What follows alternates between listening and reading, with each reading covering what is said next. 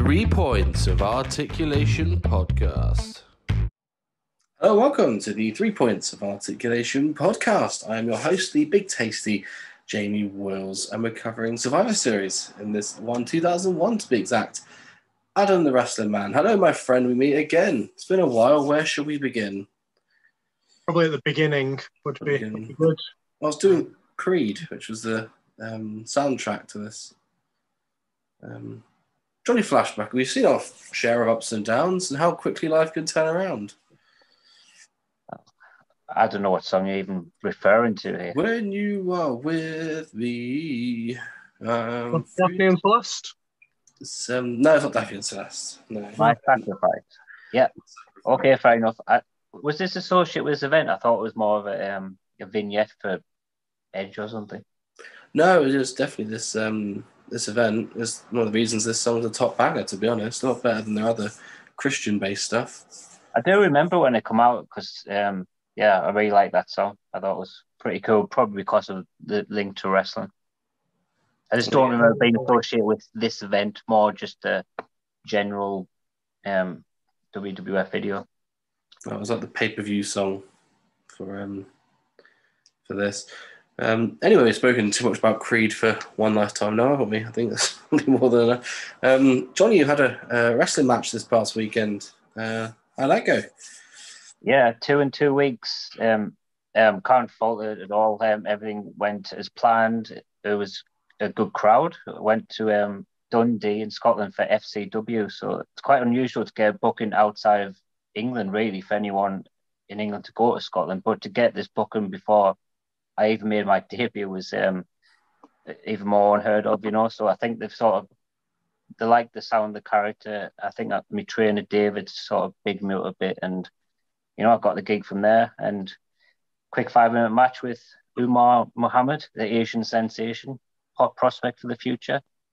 Look out for him. Yeah, you've just obviously sent us a quick link to the match. Hopefully, Jamie will get something in this for you.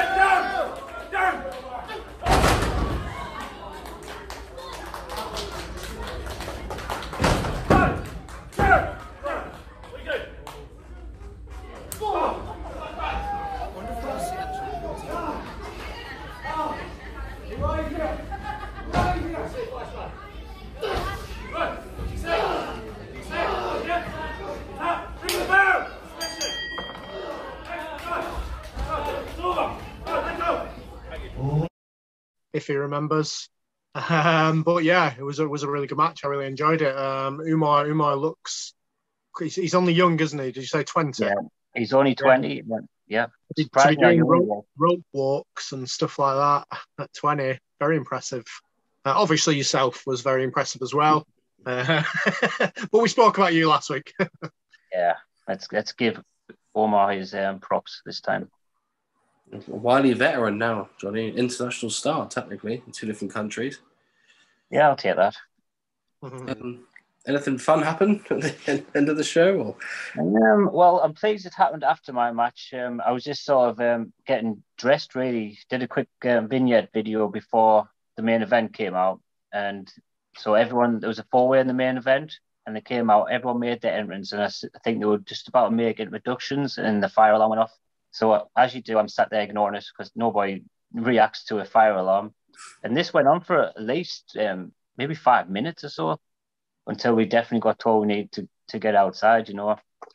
And just found out that some sort of local, this is allegedly, I'm not trying to incriminate anyone or myself, allegedly a local promotion set it off on purpose just to mess with the event. And rumours is that it did get caught up with and dealt with. And that's all I've got to say about that. Oh, speaking of invasions, we're covering Survivor Series 2001 today, so should be a good event to tie in with what happened to you at the weekend. But I bet you're scared to start. I bet you thought Scott Steiner was coming out and the fire alarm went off. I mean, just to go back to that, I ended up getting caught short and I had my wrestling gear on outside in the freezing cold in Scotland. But I think some of the fans who weren't too small quite enjoyed it because the main event guys were all out there. There was because there was two baby faces, two heels in the main event. One of the bigger baby faces had the smaller baby face on his shoulders, and they all go around shouting FC Dub, FC Dub. And it was just a really good atmosphere, and it kind of made a little bit more interest, a little bit better. So those guys did a fantastic job of keeping the crowd alive during that. Another learning journey for you there, unexpected one. Yeah, I think it's very unheard of to do that. It's and if you do that, you're going to get the consequences, as we know. The fans give Mohammed a little dig on the way through. Yeah, I don't know exactly what happened because I didn't see it, so I'll not comment on that. No. And if there's any children watching this, if the fire alarm goes off, get out. Yeah, leave your wrestling gear. Don't take 20 minutes to get changed like Johnny does. Right, boys, we've got some news coming up in a second. Let's just cut to that now, shall we?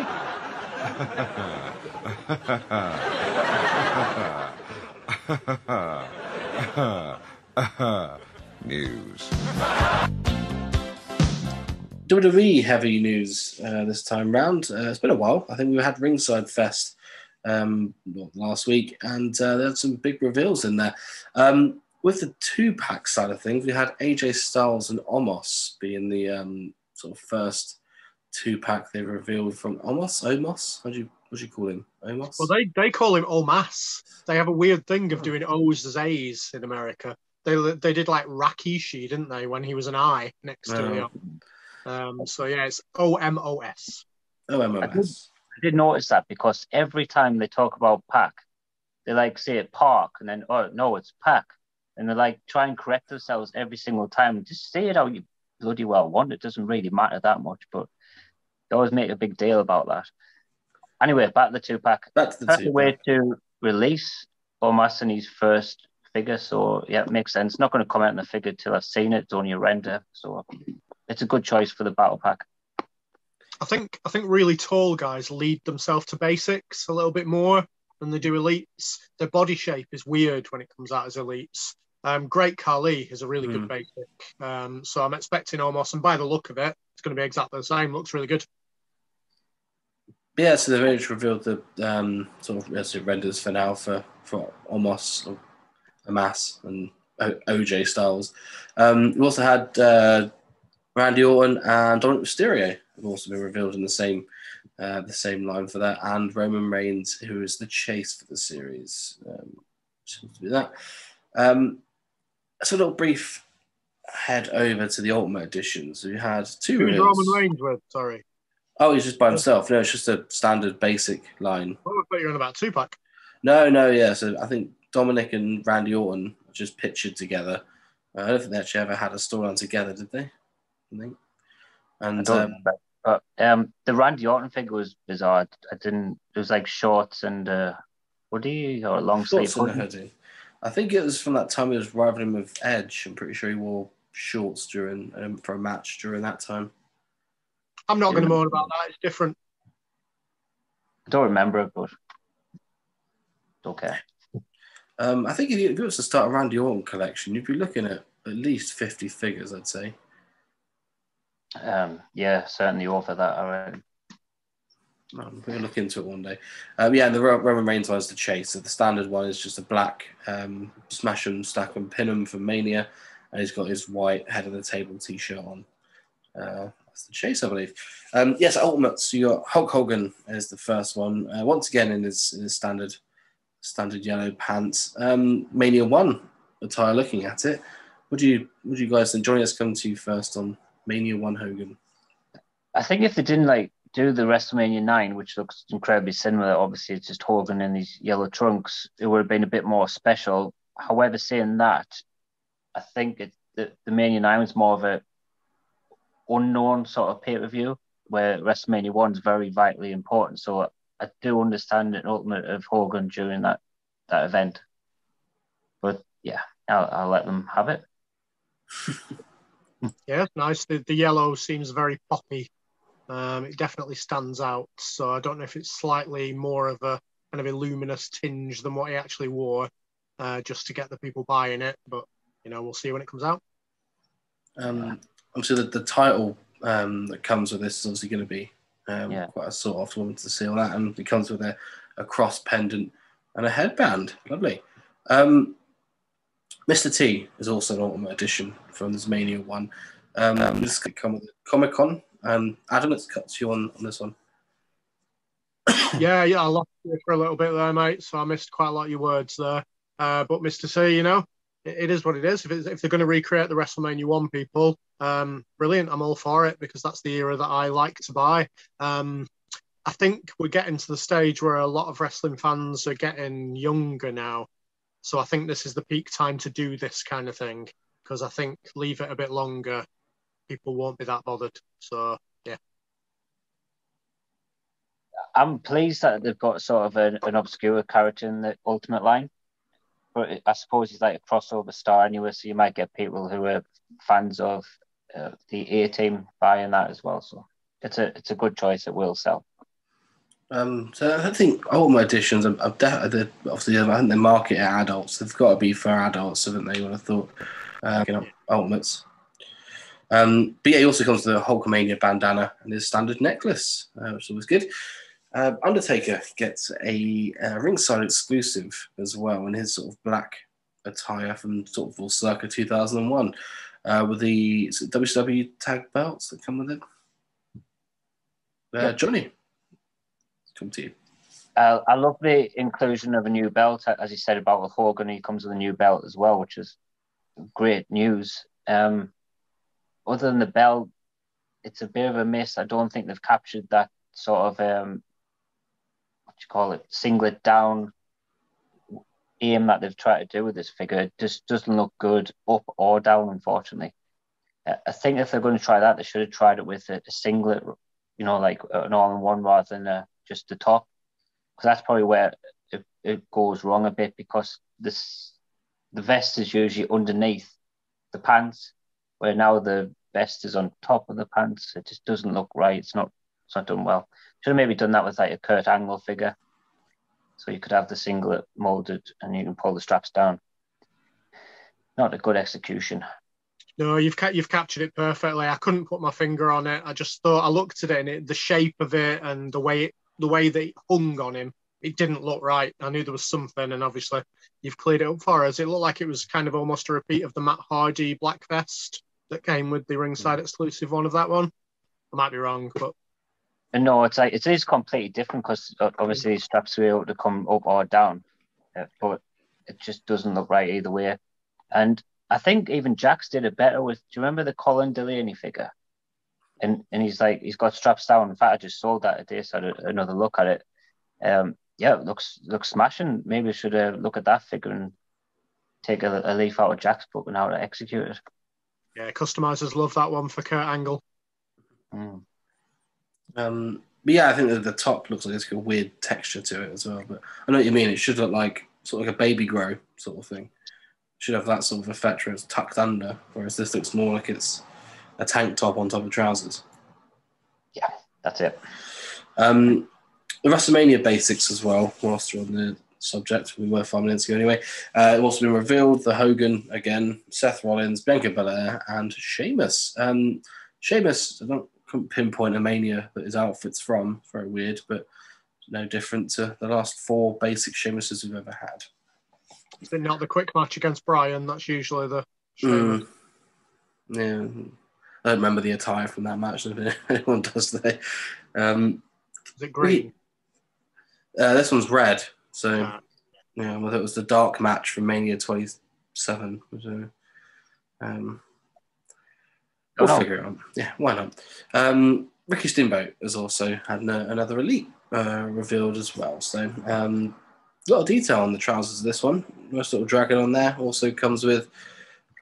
Johnny, can you help me out with what it comes with? It looks like a belt. I can see it's a belt.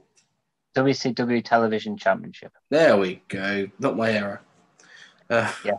So you're right. It comes with the TV title, which is probably the selling point of this figure, especially when it doesn't come with the entrance attires. And we've had a couple of steamboats lately, but I suppose it's like the first iteration in Elite for a WCW steamboat, and you get the TV title. So it's certainly must have for me. Try and get the chase of that as well. They both look good. Yeah, they do. It looks like they're making a different attempt on his face as well. Obviously, we're only seeing the kind of original images. But it'll be good to see if they get it slightly better. Steamboat's always okay, but it's never quite right. So it'll be interesting to see if they nail this one. Yeah, saying that, I don't understand why it comes with two heads, one with a headband on, one without. Why don't they just have a headband separate and have the one head? That would be a lot better. Different hairstyles, I think, on the heads. But yeah, I think the Chase figure itself looks better. I think the Chase is the sort of golden one, isn't it? I believe. I can't confirm either. Yeah. Looks a bit like AC Slater from Saved by the Bell. Okay. You can picture him. Yeah, I know what you mean. Yeah. Yeah. I can't remember his name. He's been at a few Manias, I think, in SummerSlam. So, Rey Mysterio has also got another figure in that line, another Elite, and Scarlett recently released Scarlett Bordeaux in that sort of weird PVC, really awkwardly clunky outfit that she wore for NXT that time when she stalked, it was Finn Balor. Whilst we're on the subject, it's quite weird that they're releasing wrestlers when a lot of figures are coming out. We saw it recently with Bronson Reed. Very strange. Do you reckon it helps the figures or it doesn't help the figures being sold? I was going to say... Sorry. Go ahead, Adam. You do it. I was just going to say it'd be interesting to see the statistics on the people that have been released before the figures have come out, because I do think it might help. I think especially with people that are decent people like Bronson Reed, I think people will be clamoring to get that figure. I don't know why. I just think that'd be interesting to see it. I think I was going to say the opposite, in fact, but you do have a point. I think it probably depends a case by case situation, and of course, who's buying the figures. I think the children maybe, if they're being released, they don't want them as much, but the adult collectors might do. It also depends how many figures they've had already. So if they've only had one figure, it's definitely going to be more sought after. If they've had a few before they've been released, say like Braun Strowman, not so much.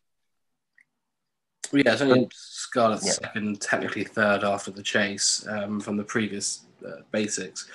But yeah, I just think it was a weird. Like Bronson Reed, I think is a very good figure anyway, so I think that's going to sell regardless. But yeah, it's just weird to sort of think maybe that's a bit more sought after now because we won't get another one unless anything changes. On a side point, though, that Scarlett figure is absolutely terrible. Yeah. The face looks horrendous. And like you say, it's a weird body on it. It's weird. Looks a little bland as well. There's not much to it. Yeah, like a sort of weird, dark Statue of Liberty thing. Also, Retribution get their own figures because why not? T-Bar and Mace. I think, is it Mace? Mace is Dio Madden, isn't it? Yeah. Get their own figures. T-Bar, who is Dominic Dijakovic, he's got a second head that comes with it also, of just his face. I've got no sort of thing with the Retribution. I don't think I've ever seen them. They only ever really appeared on Raw during a time where I wasn't watching Raw. Don't think they've been on any pay-per-views or anything, done anything of significance, and it was a failed stable. So yeah, it's a weird one because I've got the opinion that the figures are some of the best that I've seen. These two figures look absolutely immense. They look amazing. What a difference it might have made if these were produced quicker and they were got out while the group was still around. Because I think, a quick babyface turn here, there, somewhere, the kids might have absolutely loved that. The figures look incredible. Unfortunately, I can see what's going to happen, and we're going to get them all apart from Shane Thorne, Slapjack. They're just not going to produce him, and it's going to be really annoying. Who for you?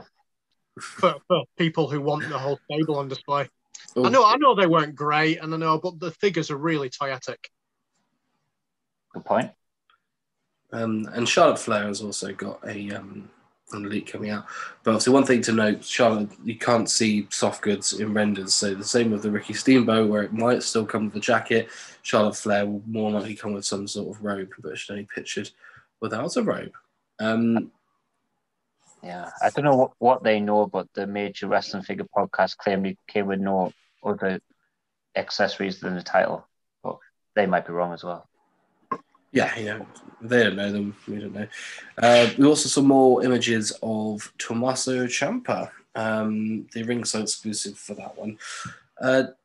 Well, he's had a very strange career recently, isn't he? He sort of went from jobbing out to Karrion Kross to then being quite hot, and now got his own figure that looks quite cool, and from a time I don't remember. If that's getting released soon, it's going to be the right time for him, certainly if he's still NXT champion. But you're right in times, certain, like he's been so up and down lately. He's just been like floundering in a tag team with, what's his name? Gargano. No, not Gargano, the Thatcher. Oh, yeah, Timmy. Thatcher. And then he disappeared. Then he's suddenly champion out of nowhere, really, because he wasn't really in that championship hunt at the time until the four-way. And now he's champion. So, is this is he dressed as something from Marvel or something, or is it an original creation? I think isn't it? No idea. I'm not really up to date with all this sort of cool stuff, but looks like a welder. As soon as the images got put out there, people seem to be really going for this one. So I thought it might have a link to something that other people collect. It's from War Games from last year, but I can't remember the event or what he was doing in that. Was it the one with Kevin Owens? No, Kevin Owens wasn't in last year, was he? It was the year before. 2019. Oh. Yeah. But come on, collectively we must remember War Games 2020 a little bit. What did Ciampa do? I don't know. I remember it was, I don't know, obviously Undisputed Era, but couldn't tell you if Ciampa did anything in that one. Was it a title match or? Probably. I'll insert a picture here anyway. RVD is up next. It's good if we don't run a fantasy wrestling league, the three of us, isn't it? RVD is up next. He's also the chase for the series. So the standard attire is the sort of leopard print 2001 invasion time, and the chase is more of the yin and yang sort of more sort of Japanese style RVD attire. Adam, let's come to you first on RVD. Yeah, it'll really get the RVD fans going crazy, I think, this one. Did you tell me a statistic or something or I saw a statistic that he's wearing something that he actually wore in TNA as well? Oh, so it's going to be the first Mattel figure released where somebody's worn it in a title match in TNA, I think. The exact outfit. So yeah, they're really toyetic, aren't they, RVD? I'm not a massive RVD fan, if I'm completely honest with you. I appreciate what he does, but I don't know, his figures just don't stand out for me as much as for others, but he definitely will sell. I am not buying that statistic one bit. There must be someone else that wore the same attire in it from like TNA title shot in WWE and had a Mattel figure. Samoa Joe, maybe, someone like that. Booker T. Yeah, something like that. You got to think that's already happened. But yeah, it's a good choice for it. Actually, the chase in the white is very similar to the basic that was released a few years ago, which is unfortunate. Maybe they could have done something different there, but the base figure is really good. Tiger print, spot on. And Hogan has also got another elite. They're coming thick and fast, these Hogan figures, aren't they? It's more of the sort of 2005, 2006 Hogan. I think it's from his match with Shawn Michaels. Yeah, I think there is debate about it, but I think the consensus is it's more 2005 than it is 2002. So, yeah, sounds about right. Yeah, yes, I know if he faced Orton on one of them, but I'm pretty sure it was Michaels, which was 2005. And Bianca Belair as well from her Rumble attire from earlier this year, Rumble 2021, which all the pals and all the explosions on there. weird that it's in a Rumble attire, but it comes with the woman's title, which is... Yeah, maybe they shouldn't have done that, but could they have done something else? Entrance game, maybe? Did she wear any? I can't remember. She was number 1, correct? 3. Oh. I watched it earlier today, just be told. God, we sound as if we can't get anything right today. Well, it would have been good if it had come with the WrestleMania sign or something, because they haven't had a figure like with the sign to, for people who have big displays and stuff to like point to. Mm-hmm. Oh, that lovely thing that everyone enjoys when at the end of WrestleMania, the Rumble, point to the... God, no. Please, no. I'm pleased it comes with the title if that was the alternative. Speaking of the Rumble, Kevin Owens comes with the handcuffs and the ladder from his match with Reigns earlier this year, where the handcuffs are the worst thing about the match. So why not put that with the Elite? Adam, let's come to you. Yeah, I mean, it's one that people are going to collect and buy because they kind of like the iconicness of how wrong that went. I felt absolutely gutted because I really enjoyed that match, and it just ended badly for them. But it's a talking point. It's a point that people are going to buy for to talk about with fellow wrestling collectors about the match. So I'm all for it. I think you think this match is more famous than it is. Nobody really cared that much about Kevin Owens during this time. And I love that match. It's just going to be another peg warmer Owens that no one buys. You could have 20 of them on your eBay store at any one time and nobody's buying them. Nope. Not a good choice. We just stayed up and watched that, didn't we, Adam? You remember rightly? We did. We did. It was god awful. The Rumble match itself was fun. Austin Theory is up next. He's one of the things I dislike about when they take ages to release a figure is when they get the attire a bit dated. He's wearing his way attire, but currently he's just wearing standard Austin Theory attire. Does that date the figure, do you think? Johnny, let's come to you. Not at all. There's no way you can make a figure identical to how it is when he's released. And if you think about it, the way was only, 2 months ago? Do you know how they could make a figure identical to when it's released? They could stick with storylines and keep things going. That's how they could do it.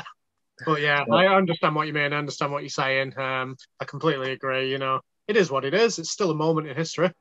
Yeah, exactly. I think people complain a bit too much about that. It's always going to represent a certain year or a certain period of the wrestler's career. So if you say like, oh, it's outdated, it's normally no good because it's 2 months out of date and he's not in NXT anymore, it's not a valid argument. It's representing a different time. Then I think before he joined The Way, he just had the standard attire he's wearing at the moment. So I think maybe release that first. They did in basic for him. Oh, of course. He was a chase as well, wasn't he? Yeah. And Sami Zayn comes with the Sami Award, which is always good. I know, Adam, you're a relative fan at this stage of Sami's career, should we say? Are you a fan of the figure? I love that figure. We talked about Kevin Owens a couple of minutes ago about how his figures are boring and samey, blah, blah, blah, shelf warmer. This isn't. This is completely reinvented, different attire completely, different hairstyle. Just everything about Sami Zayn is different on this one. And I definitely will be buying it because I've got something down in my display which it goes with. So that's definitely one for me. Yep, I would 99% agree with that, apart from I'm not buying it.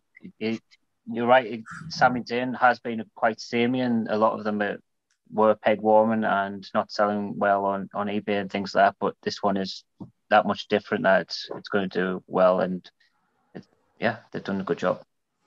Are going to do a good job. Once again, with the soft goods, it might come with a jacket. Yeah, I think I've heard that it definitely does come with a jacket. That's good. You hope so. Also, we saw more pictures of the Warrior Ultimate as well from WrestleMania 6. This is a third Ultimate Warrior figure in the orange. Yep. Yeah. Yeah, from just Mattel. Craziness. Not fun. Why not? Let's treat ourselves. You're probably going to get it anyway, aren't you? So. Nah. I'll buy it for resale. I'm fine with... In fact, I've got two. I kind of had one that was a bit, like, worn, and I couldn't really sell it, so like acetoned the face, acetoned the body, and just made it like a, the end of the match version of the Ultimate Warrior. And it looks pretty good, and I prefer that to the Ultimate. I think with the Ultimate Edition, you'd hope that they have like all the accessories you can fit into there, because it's the second Ultimate Warrior Ultimate we're going to get. I hope it'll be. Also, Amazon have been messing up the deliveries. Have you seen those recently? People have been posting that apparently it's due for delivery tomorrow, but there's been no money taken. But then others are saying due for delivery next August. The whole Amazon deliveries of Ultimate's gone a bit tits up, let's just say. So don't believe the word. No. The Ultimate, the Elite, Ultimate Warrior, then the Elite Wrestlemania figures have also been revealed before, but we've got the attire choices this time. We've Shawn Michaels is probably was the one from Mania 26. Yes. 25. 26. 25. 26. 26. The career versus street match. 26. Yeah, so I think with that, is that the best choice attire? We had it in Jack's form, didn't we?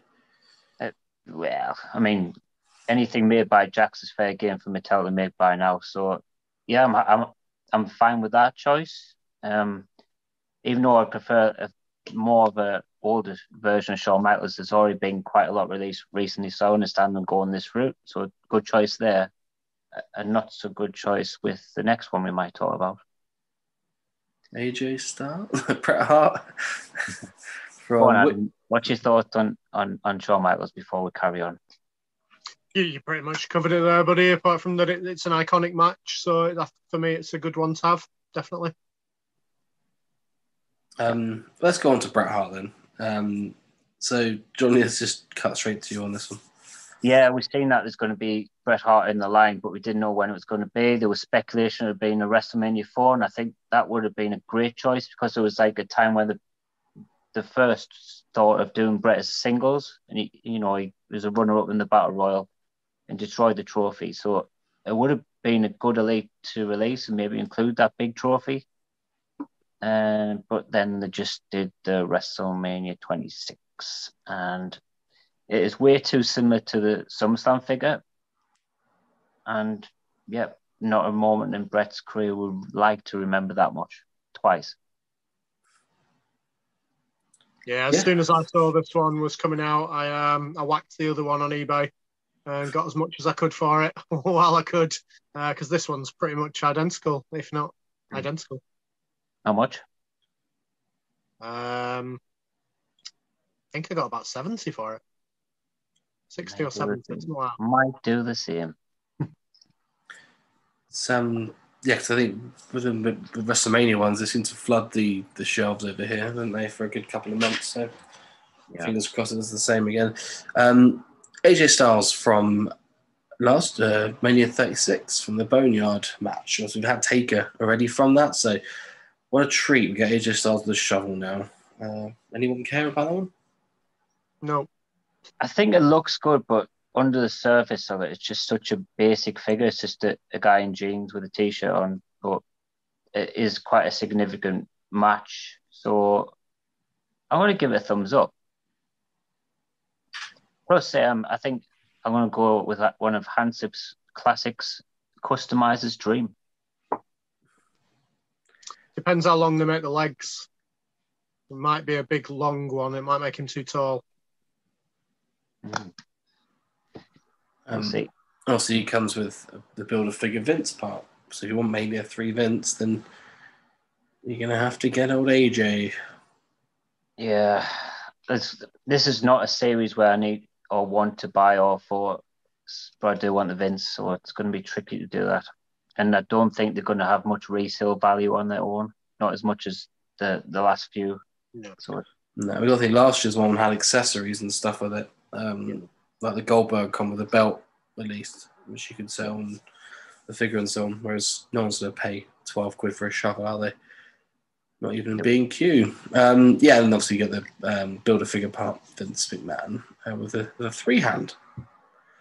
What a treat. Legends. Legends 13, I want to say. The latest Legends series. Me and Mark Callis is on there. A surprising figure.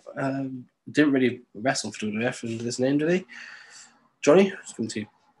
It's better than another Undertaker. But yeah, it looks a bit tall for me. I think it's too tall for what it should be.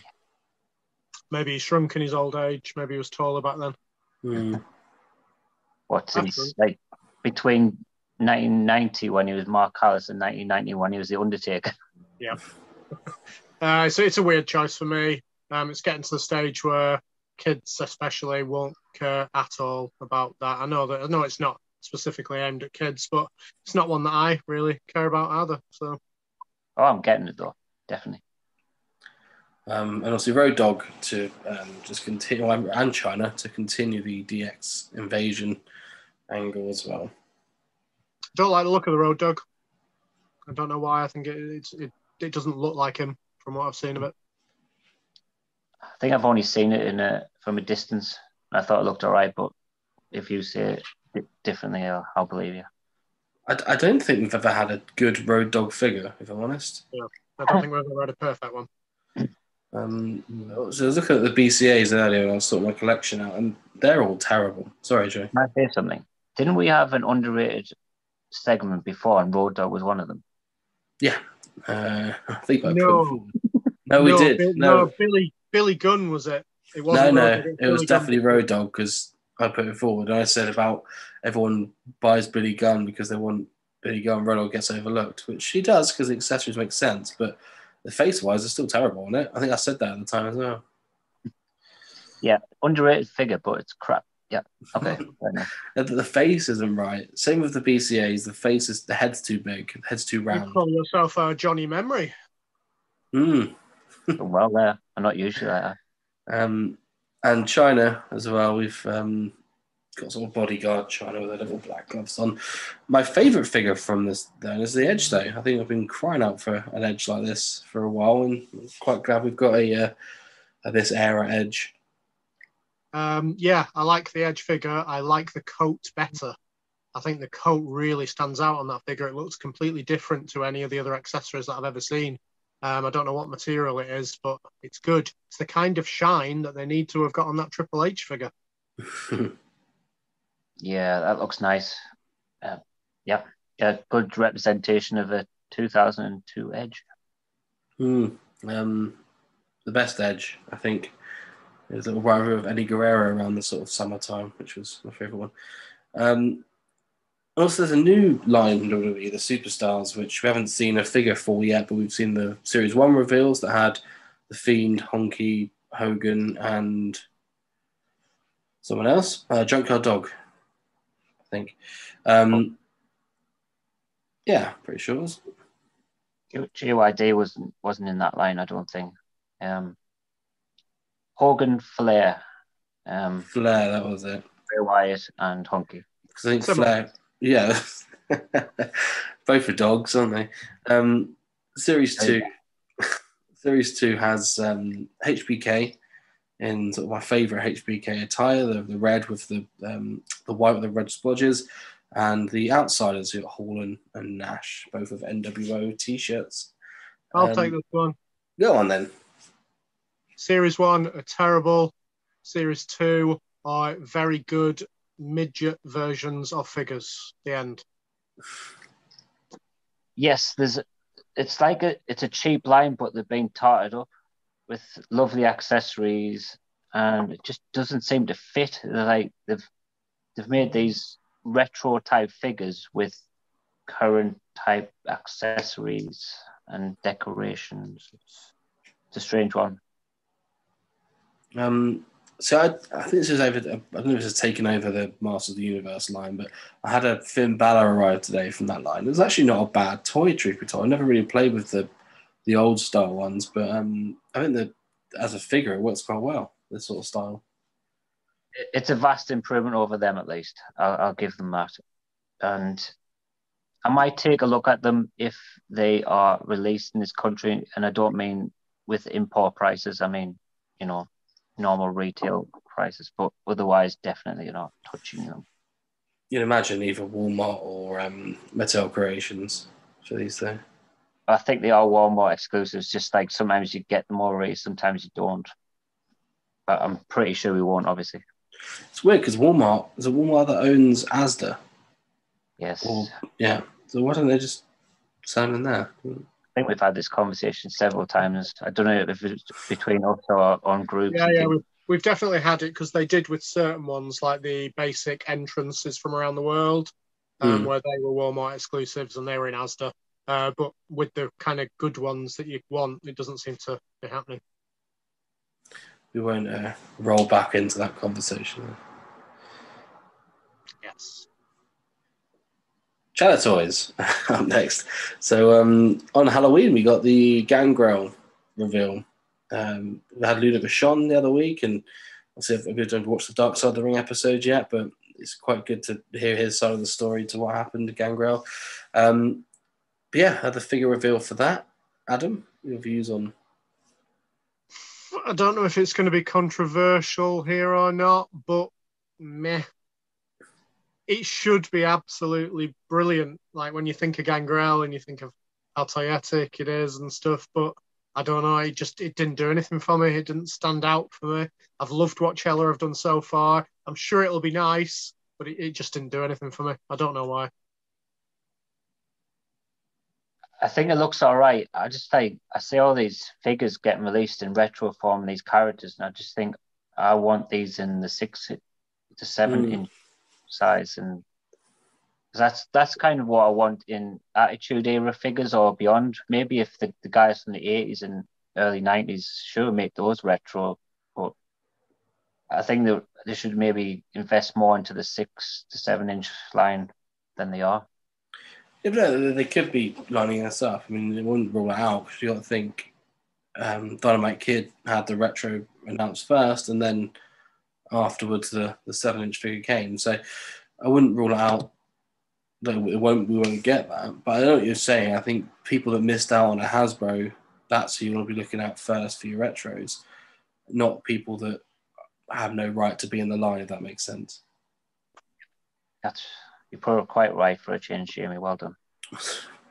I'll say that's going to City in a minute. But yeah, that's it. That's it for news at the moment, there, boys. Quite a lot of WWE and a tiny little bit of Chella to round us off. That was quite a lot, considering you said there wasn't much. Yeah, there was. I sort of forget that there's like 3 or 4 wrestlers per image on some of them. So you sort of go, oh, there's only 10 pictures, but it's a lot of pissing figures. Right, so we move on to pick-me-ups now, boys, shall we? Aye. Pick-me-ups time now. We're looking at all of our pickups since the latest episode. Let's go to BCA Town to start with then, boys, shall we? A certain Adam the Wrestling Man messaged me and said, I found some figures in the loft. Do you want them? I said, why not? Turns out I didn't have them. So yeah, he sent them over to me. So he's got Can I just stop you there before you carry on? I'm not one of these loft people. I've never used the word I found figures in my loft in my life. I found them in a box in my room when I was sorting out. So Adam found these in his loft. We got a Crush. We've got Skull. No, One of them. One of the bald ones, and Chains as well. So Disciple or DOA minus one of the Harris brothers. But yeah, 3 out of the 4. Need to find the other bald one now. Which is good, considering you didn't know that Chains existed, Jamie. Well, I knew he existed. I just thought Crush was Chains because on the back, because I've got Chains, but on the back of Chains it says Kona. So I was like, oh, Kona Crush. And then yeah, for ages I just thought it was Crush because he come with Clarence Mason, I believe, and then very confusing time altogether, wasn't it? I've still got a headache from it, to be honest. Probably from other things, but mainly from that. I feel DOA after it. Adam. Yes. Well, as you can kind of see from far away behind me, I'm in the process of changing all my display up at the moment. I got really bored of tag teams really quickly. I had my last display up for a good 4 years, Tag teams lasted about 6 months. And I started liking the old style stickers and cards that I used to buy. So I thought I'd make it mainly different collections over the years. It goes from the beginning right to now. And yeah, I just needed to buy some stickers and cards to go with it, really, and make it a bit more exciting for me. Like, whatever I pull, I'll try and get the figure to correlate with it, if you know what I mean. So if I ever get bored of it, I can just pull a different packet in a certain detail bit. So I've been picking up some kind of stickers and cards. So the rarer ones that I got quite a lot of the 1993 Undertaker ones. And the really rare ones I got were the WWF Superstars from 1997, which go for stupid money on the internet, due to the fact that there's the rookie Stone Cold Steve Austin and the rookie Rock, which seems to be making an appearance in the UK now. It used to just be an American thing where everyone searched for the rookie cards and the rookie stickers, but seems to be coming over here a little bit now. So bought myself some of these. Maybe there's going to be investment in there if I can find one of the Rock or the Austin stickers. Not cheap. I hope it does become a thing over here, because as we seen before, I had the Rock rookie card and I haven't done anything with it yet, because I know you have to send it to the States to be graded, and even then it's like a 12-month wait, and international shipping, you wouldn't want to trust it with something that valuable. It's sticky waters there, but if it's coming to the UK, I'm all for it. So I just want that sweet cash for it, because I don't want the card. Send it to me. I'll have it up here. Give me the sweet cash, it's yours. I had for my display, whilst we're on the subject, obviously I'm going to try and put like a mini belt with each display, so to have like Intercontinental Champions tag, and so I got a hardcore mini belt to go in my little display. I found it one of the Facebook groups, thanks to Kale, sent it out to me. So I think I sort of showed it to my wife. I was like, "Oh, look at this belt that I got," and she thought the person sent it to me like this, and it was a botched job. She doesn't understand. Yep, I might have had something this week for pick-me-ups, but you beat me to it. I seen it come up. I was like, "Oh, that's a cracking deal." But Wills has already commented because he lives on Facebook. You also beat me to it. I was going to get it. But I tell you what, when I'm bored of it in 3 weeks, I'll drop you guys a message and I'll do it for the same price. We'll figure it out. We share it. Yeah. You come around and pin me when I'm asleep and do a 24/7 roll on it. Nice one. Looks good, that mini belt, to be honest. To be fair, I'm surprised, because I would have thought they'd surely use ordinary tape. I don't know what the full-size replica one's like. But, quite nice. I've lost it. I don't know. So I nicked it. Oh, there it is. Rightio. My final one this week, I've got no figures this week, is there is one space in my detail up there which is not going to be cards and stickers. It's going to be a representation of the first 2 live events that I went to in 1993 in GMEX in Manchester and 1994 in Blackburn Ice Arena. That's how low it got in 1994. So I picked up the programs from the event, which is the Bret Hart one from 1993. The main event was Bret versus Ric Flair. Got a lovely photo. My dad kind of stayed in the back and stalked him a little bit. I got a nice photo of Bret up close there. And the other one, the 1994 one, was headlined by Shawn Michaels versus Razor and Macho Man versus the Evil Crush. One of my favourite ever moments in wrestling, really made me become a massive wrestling fan, was that moment where Bob Holly tagged my hand because I was on the front row. Honestly, it was like a dream come true for like a little 11-year-old me. I was really appreciative of this, and he became my favourite wrestler because of that. So yeah, Bob Holly, good lad. Thanks.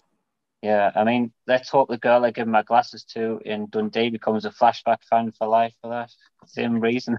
That's what we aim for as baby faces. So yeah, some nice little bits of memorabilia there. Bit jealous you've went to the wrestling in the 90s. Yeah, I think we could definitely worst favourite wrestlers than Bob Holly. I think he's a very underrated performer. Just love a bit of Bob Holly back in the day. Hardcore legend. This is me and Johnny are both our title holders. Yeah, just regarding the title, it is tape on the replica belt. This is actually sticky tape. Oh, strange. Yeah, it is kind of sticky tape on this. It's just got a weird texture to it. Maybe they've gone over it. Yeah, it is like duct tape. Strange. Yeah, so to finish us off, round us off, I got a cheeky little raffle win. Not something I fully wanted, but I've got it anyway. I did one of the sort of shows. I was telling you before that I do those in that group where they play WWE 2K19, do rumbles and stuff, and you pick a wrestler and so on. Anyway, I won it, and I got a graded loose Big Boss Man, 75 graded, which looks quite good.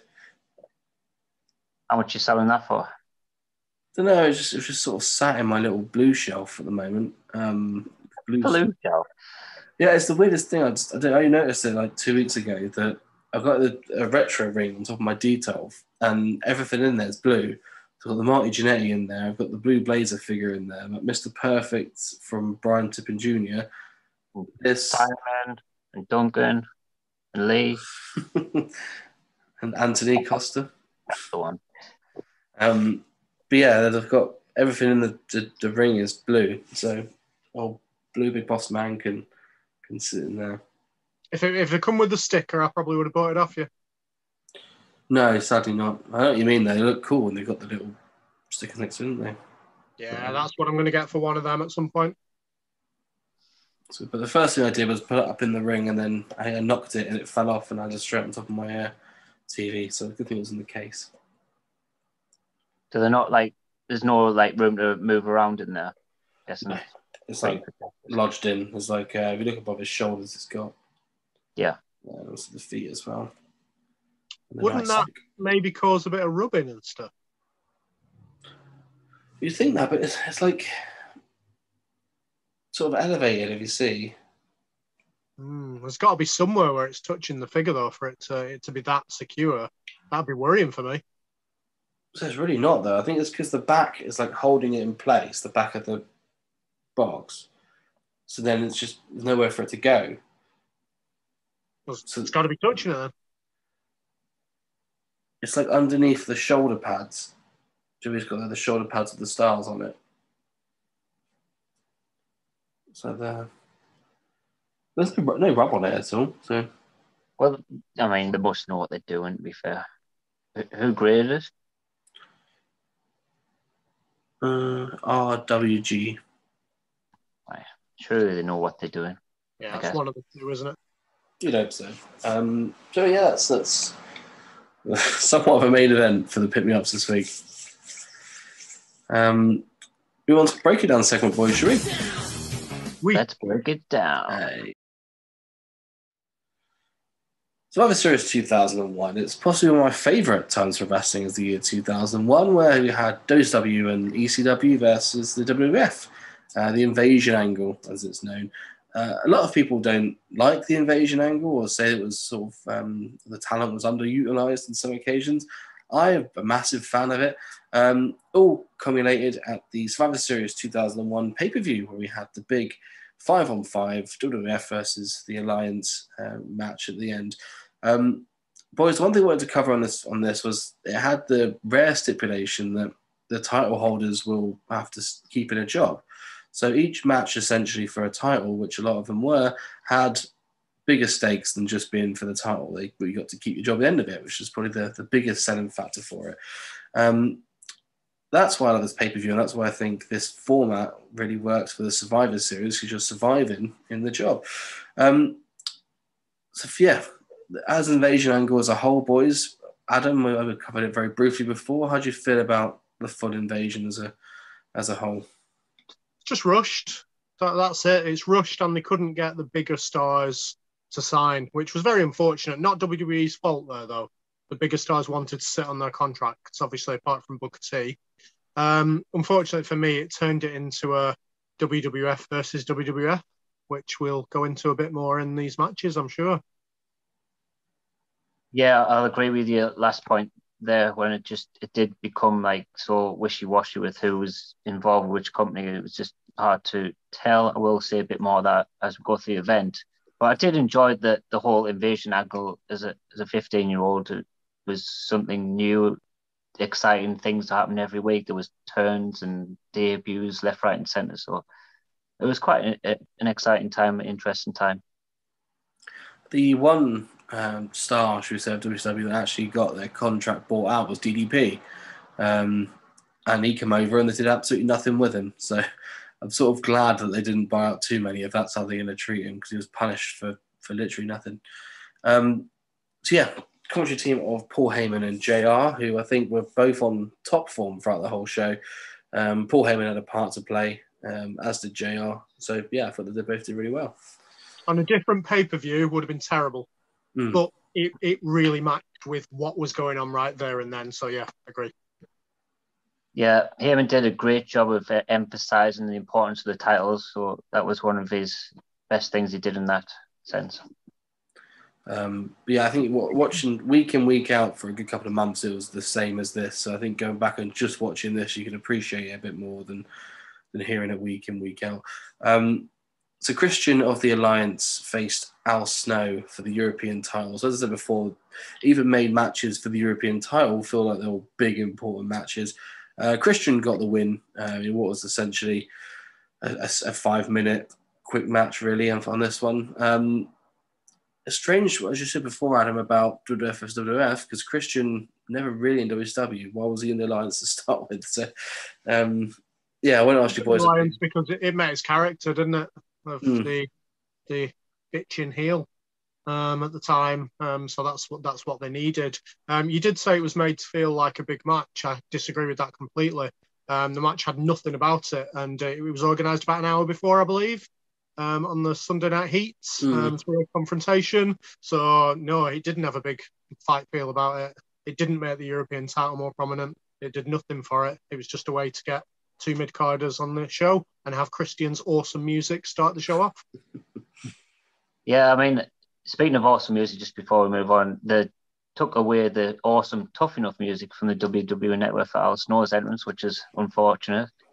But as Adam said, it didn't feel important. I don't think the announcers even said, if one of these guys could be out of a job if they don't win the title match. I don't think that was really brought into onto the table until the Edge and Test match. So, which is a shame, because obviously it's one of the best things about the pay-per-view was that. Al Snow is a solid enough worker, so Christian's entrance music banged, but I completely agree with the fact of the Alliance. It seemed that it was very heel and face at the time, where if you're Alliance, you're a heel, WWF, you're a face. I would have thought that'd be your bag, Adam, because you're a heel and face kind of guy, aren't you? I am, but I don't know. It was just wasn't right. It's just obvious without being too obvious. If you know. But yeah, Christian gets the win in, as you said before, sort of for me, it was an important match because I know the repercussions of it, but it was a nothing match. William Regal faced Tajiri, a bit of back and forth before, bit of regarding Torrie Wilson, who'd eaten a powerbomb a few weeks before that. Regal got busted open in this match as well. Tajiri kicked 6 barrels of poo-poo out of him, didn't he? Which I thought was quite good. Johnny, let's come to you on this one. What's your view on a little 3-minute wonder from Regal and Tajiri? I think I blinked and missed it. The next thing I remember is looking up and Regal had a bloody nose and celebrating, and then powerbombed the lovely Torrie Wilson. So maybe I've seen the best part of the match anyway. You did, yeah. She is lovely. For me, just going back to just before the match, Regal cut a very good promo with Vince McMahon. It's very unusual for wrestlers of Regal status to get promos with Vince. So I think he took full advantage of that, and it just upped his stature a little bit.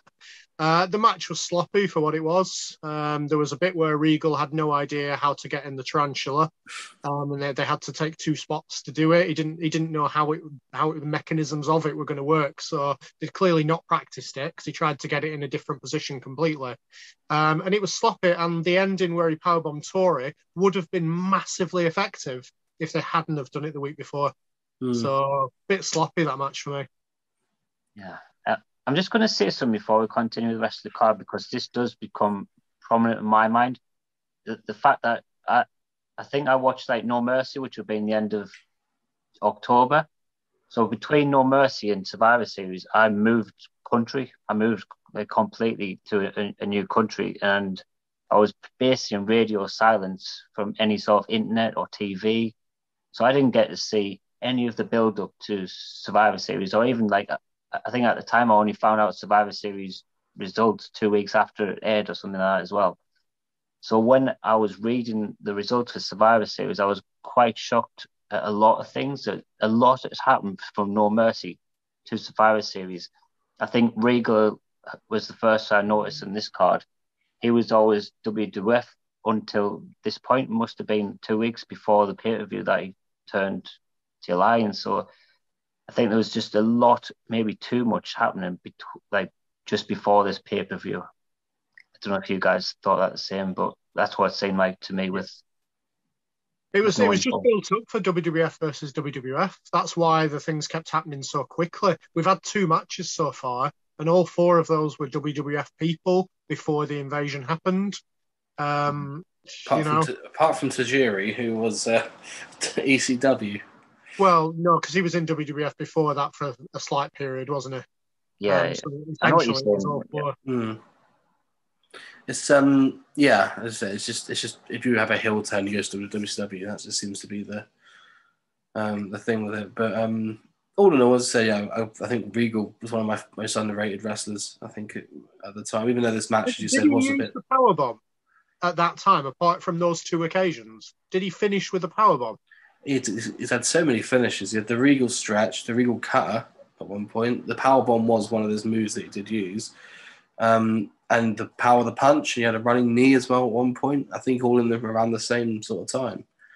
So pick your poison, I think. The thing with it. But yeah, it did use that move for a bit. More like a tiger driver without the sit out. Edge versus Test. I think at the time watching this, I thought these are 2 up and coming mid card guys, and it's perfect for the IC versus US title feud. Once again, I think one of the belts was switched about 2 weeks before the event. I think they were saying on that.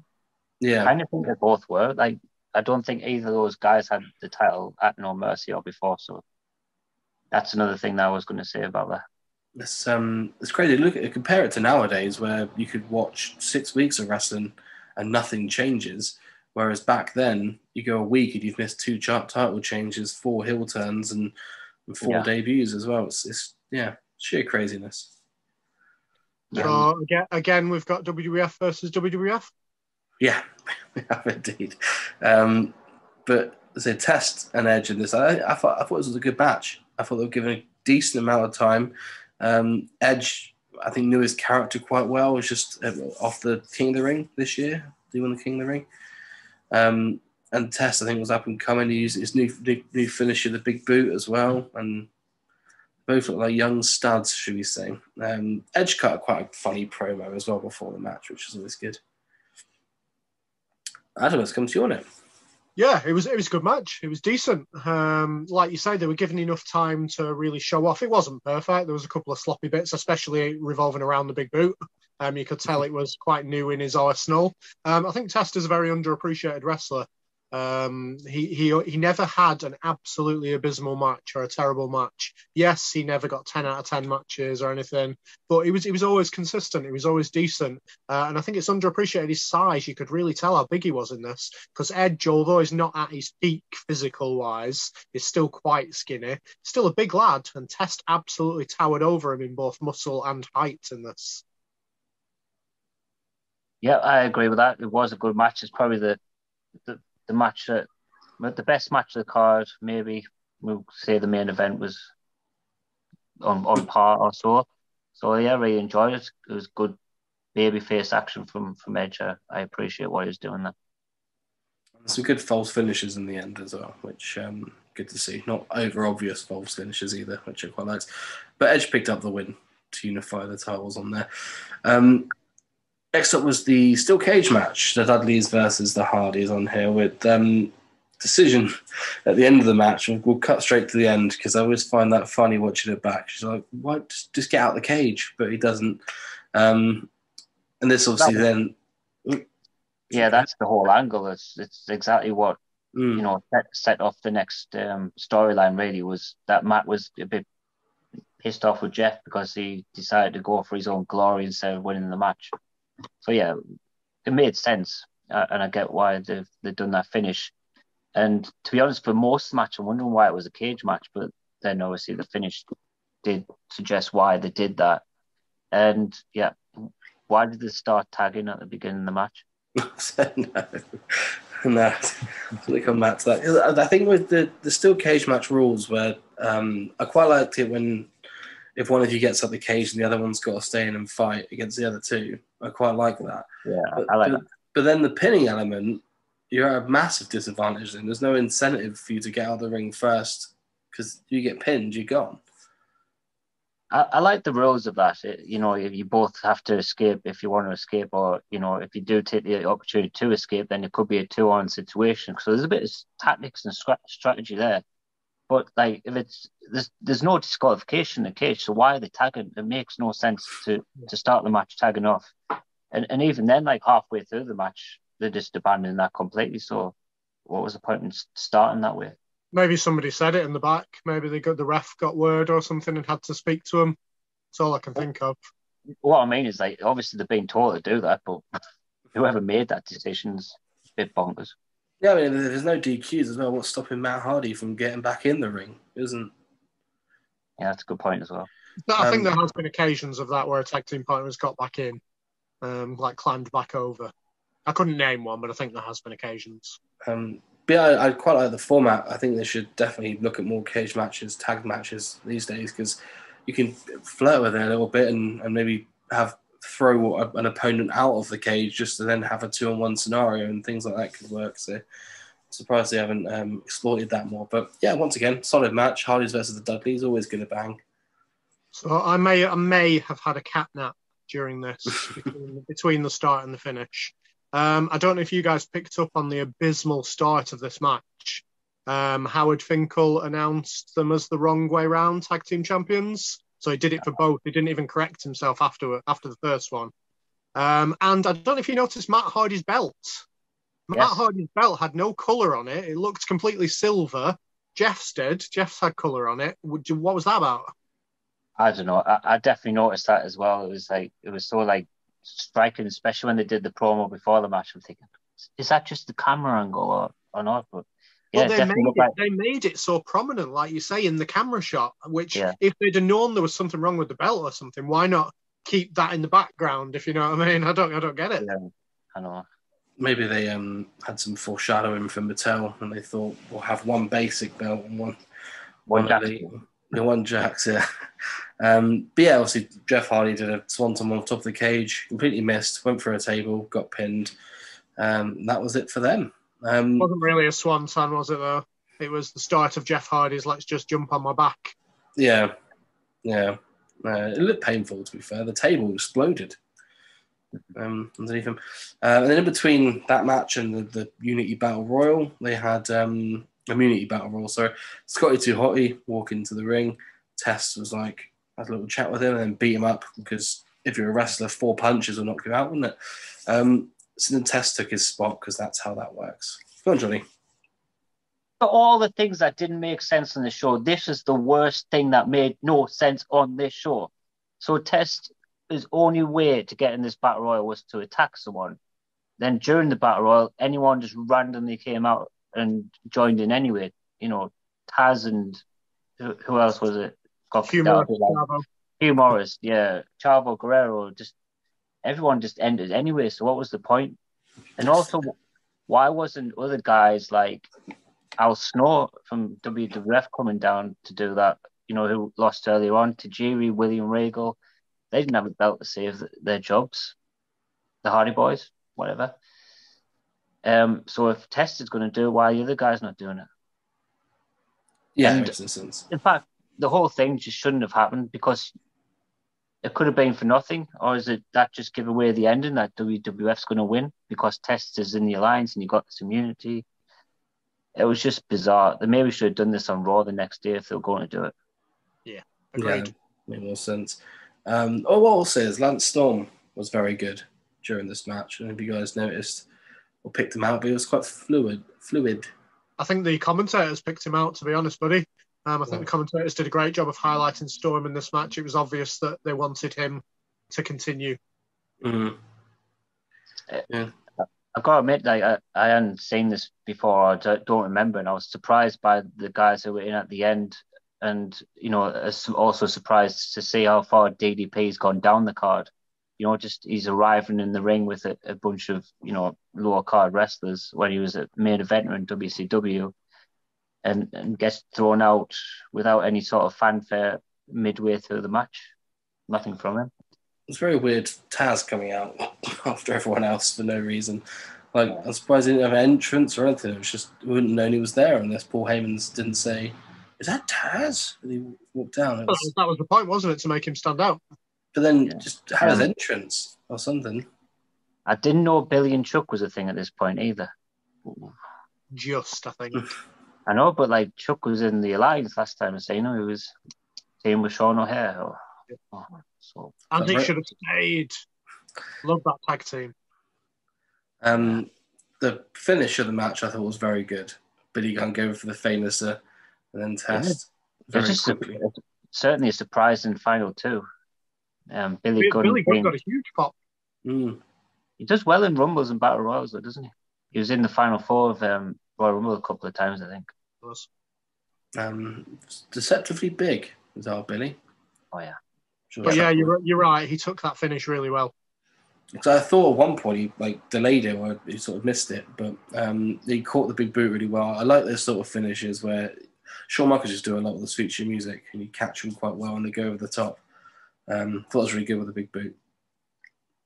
Put it over. Next up, we've got the 6-pack challenge for the women's title. Trish Stratus, Ivory, Jacqueline Lita, Mighty Molly, and debuting Jazz. It was a wet fart of an entrance, that was.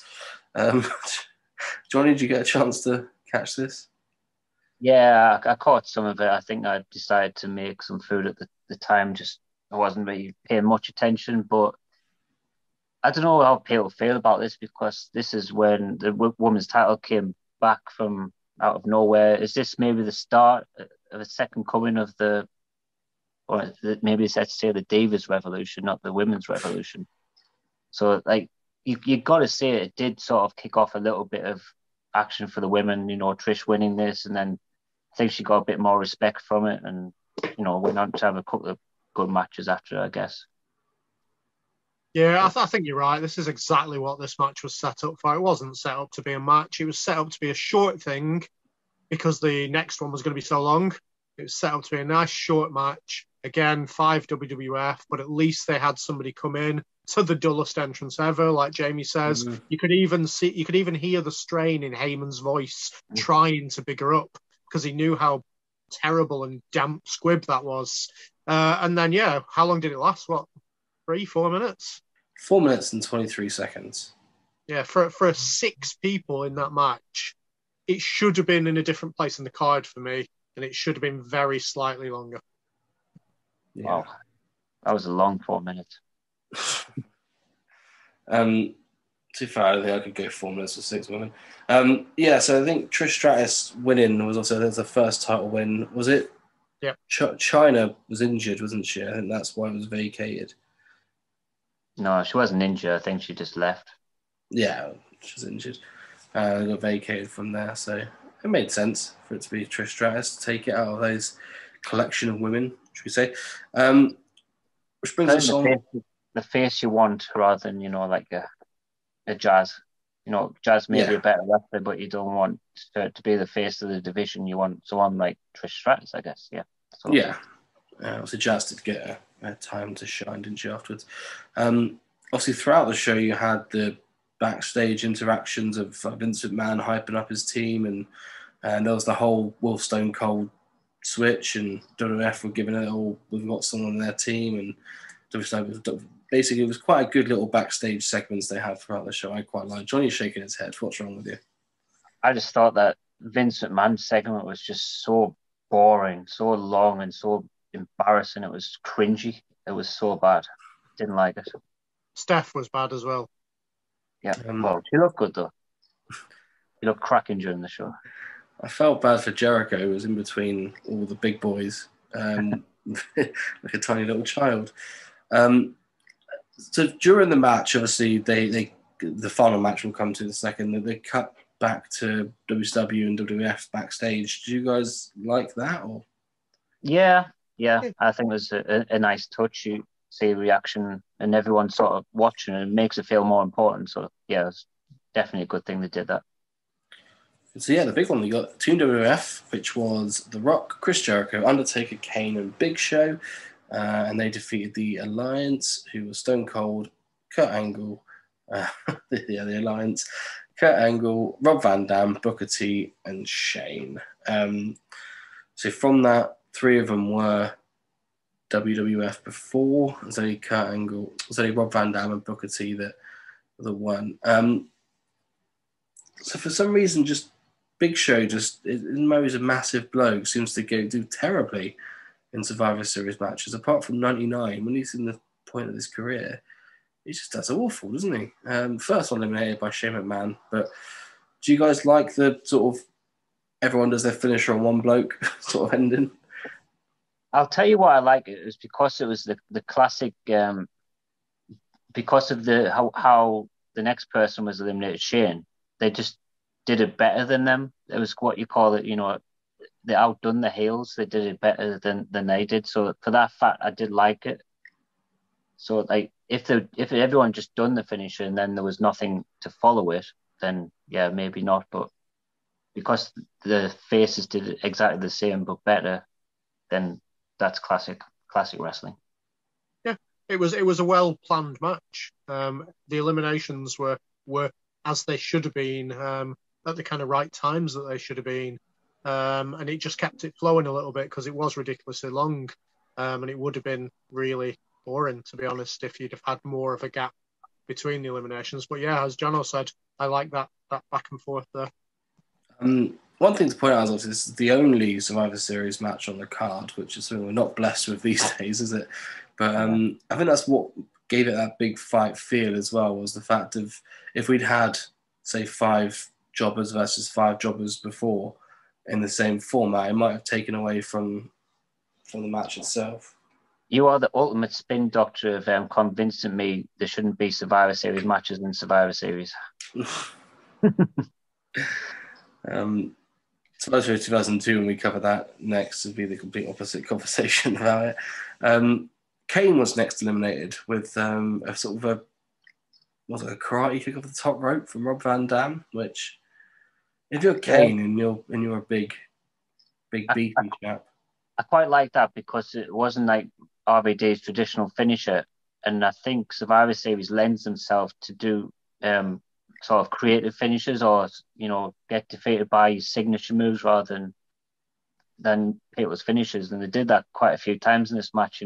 Upcoming sharpshooter by The Rock. I don't think I've ever seen anyone tap to the Rock sharpshooter. So yeah. And Kane had already been weakened in the match with the frog splash 2 minutes earlier before everyone got involved in the melee, so it made complete sense. Kane's a classic for this sort of thing. I think 2002 Survivor Series gets eliminated by a missile dropkick from Booker T as well, so it's got previous for it. Great attire, by the way. Love that Kane attire. Is he the same one as the Mattel Elite from last year? Yeah. Correct. It's a decent attire. A lot of all the red pops on it. Undertaker was eliminated next by Kurt Angle, which I don't overly disagree with. I thought it was quite a good little thing to get the big guys out of the way first. Yeah. Have you noticed, it was good storytelling, really, by things involving Kurt Angle, where he was maybe like beating other guys up, but he would never go for the pin, or he wouldn't, go for the submission fully because of, he had allegiances, secretly in his mind of what he was going to do later on. So I quite like that. And the only way he got the pin on Undertaker is because he was already laid out and Austin dragged him on. So I thought that was quite clever for, how it ended it later on. And by the way, while we're on Kurt Angle, the biggest babyface in the WWF, and he was so hot that year, and they turned him. Between me moving to Norway and me seeing these results, I was fuming. Well, they turned him for that reason. Yeah. I guess. Yeah. It all made sense in the end. Yeah. Not. Luckily. Booker T went out next, who was probably the biggest star that came over from WCW at the time was Booker T. Goes out second for the Alliance, which I always finds a bit weird. I disagree. Well, yeah. He lasted a decent amount of time in that match, and some very big players went out before him, so I think you're wrong. Well, for the Alliance, he went out second. I'd like to see him go up maybe second to last, at least. What was the finish on Booker? Was that the sharpshooter? Or? It was the Rock. No, Angle was the sharpshooter. It was Rock Bottom, wasn't he? I forgot. I thought you were keeping track of these. It was one of the 5 Rock finishing moves. I think I did zone out during this part. He went out on the 20. He lasted 22 minutes though, so definitely a good shift for our Booker. RVD went out next at the hands of Chris Jericho, who was using his breakdown finish quite a lot during this event. I thought it was quite good. I actually like that move. Sort of the Miz uses it now. And then we were left with the 2-on-2 of the Kurt Angle and Stone Cold versus WWF of Jericho and The Rock. Yeah, I think Kurt Angle going out next was the next logical choice for it. Once again to the sharpshooter. Johnny, what's your view on this one? Yeah, as I said earlier about, The Rock using a signature move to eliminate someone, but you could even put in your memory, in your sort of back thoughts that Kurt tapped, and you might not normally have done that. Because he wanted out of the match, or he wasn't wanting to win, so he tapped out earlier than he should, or he wouldn't have tapped out at all. The more that we speak about this, the more this match was very, very well planned. Yep. Yeah, definitely. Also, you got Jericho on the other end of things, where he was eliminated by Stone Cold, and then the jealousy for The Rock, since they've both been in the storyline for it, came back in, gave him the breakdown to try and sabotage the team. And obviously Taker come back out and was like, oi, get yourself back there, mate. I've had enough of you. Made complete sense for Jericho's character, but I don't know if it took away maybe a bit of shine of Angle then doing it. I haven't quite weighed it up yet. It did seem a bit overbooked at the end. There's too many ref bumps and... Oh, there's so many ref bumps. We had the first ref pulled out by a WCW ref, who then did a count for The Rock, for Stone Cold, who then got a 2 count, was then punched by Stone Cold, and then another. The strange thing is that Nick Patrick was enforcing the rules earlier on, even against his own guys, and then comes out in the main event and tries to, be the heel ref. So, not a continuation there. Not buying it, Nick. Yeah, so I think at the end of it, we'll treat it to quite an extended Stone Cold versus The Rock, which is always a treat to watch, I find. Others might disagree. We started with it in the match, we ended with it in the match. That was clearly done on purpose as well. Yeah, so it was we had a 10-minute, essentially a full match of Stone Cold and The Rock, ending with Angle, as you said before, having his heel turn, hitting Austin with the belt, into a rock bottom, 1, 2, 3, WWF prevails. Vince McMahon comes out at the end, excited little old man on the stage, which is shown quite a lot. But all in all, I think that match definitely capped the pay-per-view well. It was by far the shining star of the match, and quite frankly, the whole angle. How long did it go? 45 minutes. 44 and 57 seconds. 44 minutes. There was enough in it to keep me entertained. Just. Well, I think with the entrances, it ended up being about an hour. Really was. Yeah, but they're my favourite sort of Survivor. If you look at 2016 Survivor Series, where he just had the SmackDown and the Raw, the brand split, and there was an hour-long Survivor Series match for that. I thought that was excellent. I really enjoyed that match. Same with the Authority versus Team Cena from 2014. Once again, a very good long match. I think that's one thing we're missing now, is the main event being a...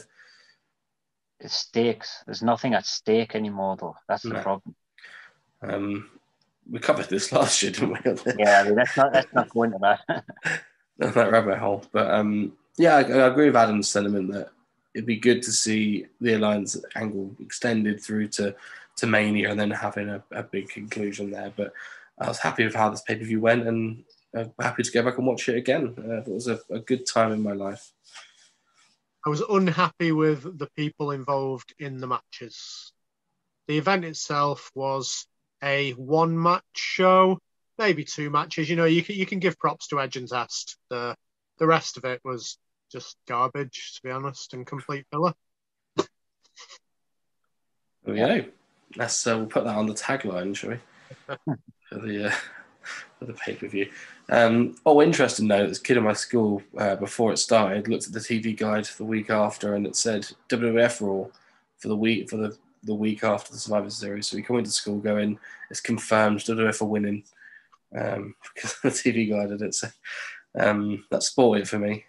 Should have got a transfer ban. Right, so yeah, that's it for Survivor Series. And we wanted some retro review, should we, boys? Go on then. Go on then.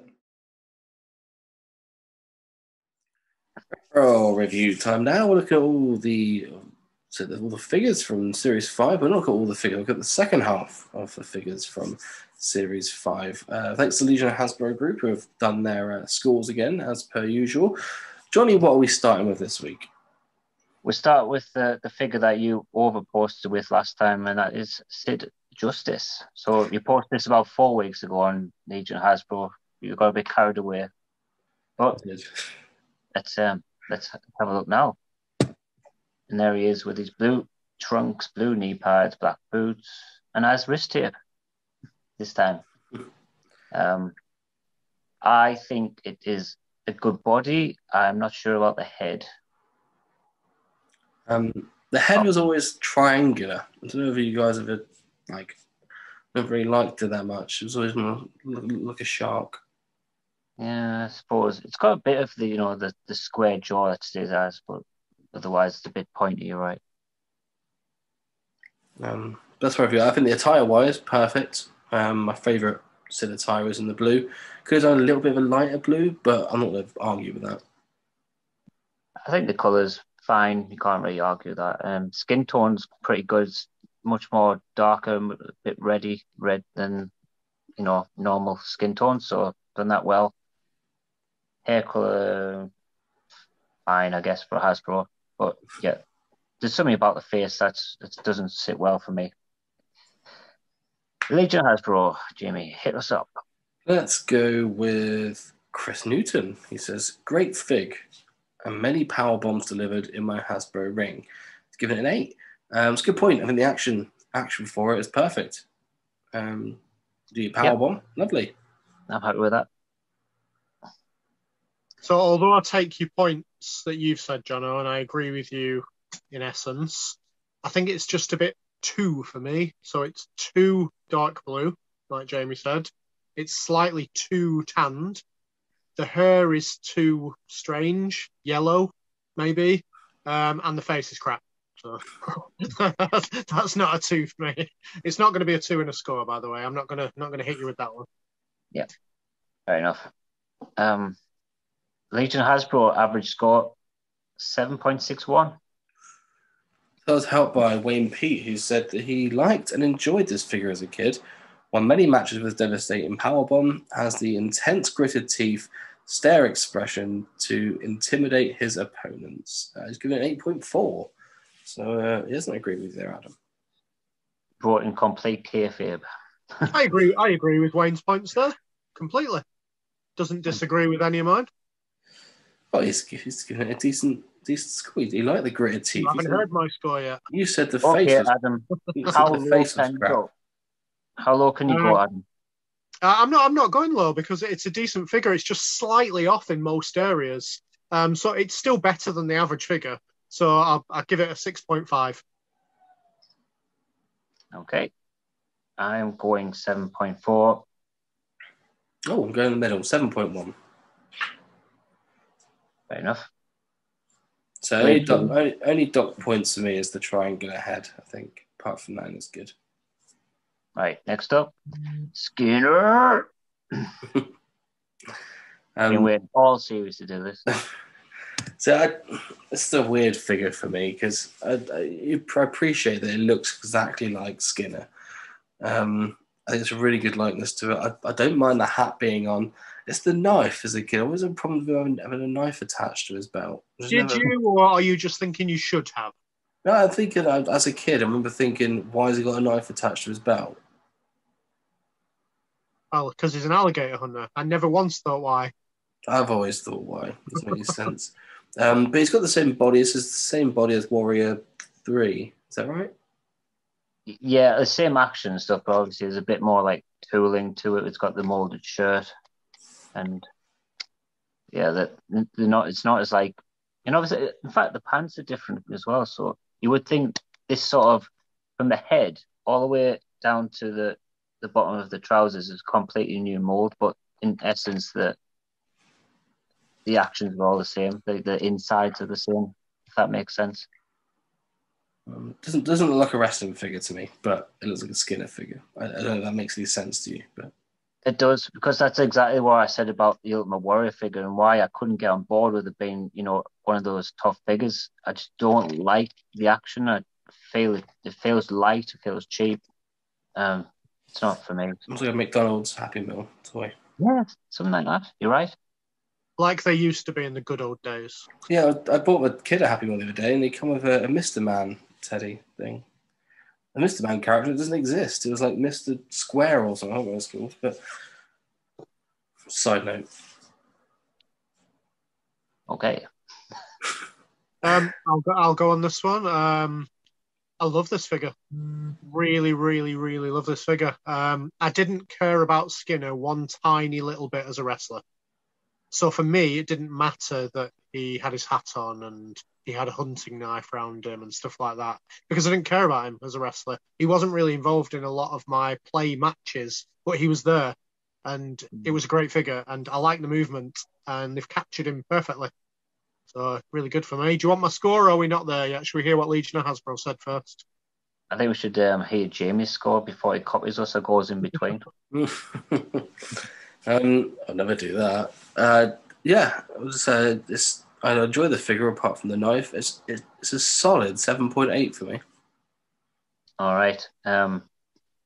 Let's hear some Legion of Hasbro comments before we go. Let's tuck over to Dan Bassett, who said, "Smashing figure, just not a guy I absolutely had to own.